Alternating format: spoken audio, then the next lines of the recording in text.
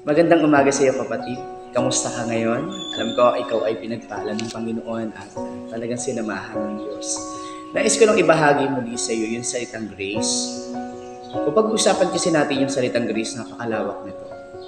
May mga time sa buhay natin na tayo maraming pinagdaanan na pagtagumpayan natin.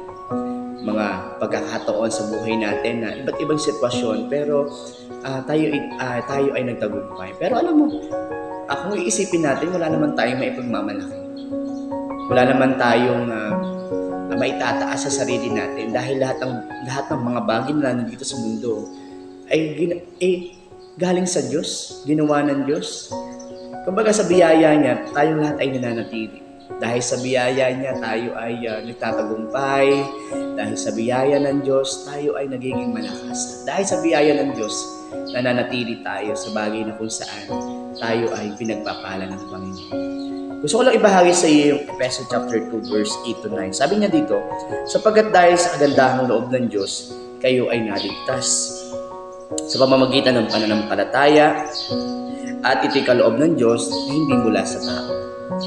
Hindi ito bunga ng inyong mga gawa, kaya't walang maipagmamalaki ang sinuman. Natunay nga sa buhay natin, wala tayong maipagmamalaki sa Diyos.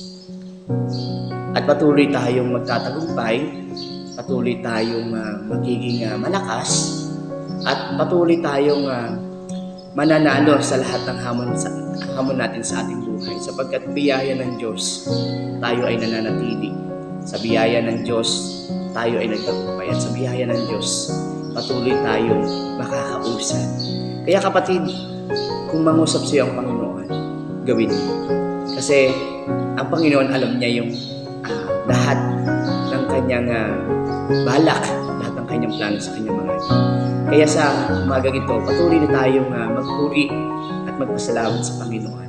Ano man ang iyong sitwasyon, ano man ang inyong ginagawa sa ngayon, ano man ang iyong napagtagumpayan, ibigay mo ang kapurihan sa Diyos, huwag sa sarili natin. Dahil wala tayong may pagmamalaki sa harapan ng Panginoon. Dahil lahat ng meron tayo ay galing sa Diyos.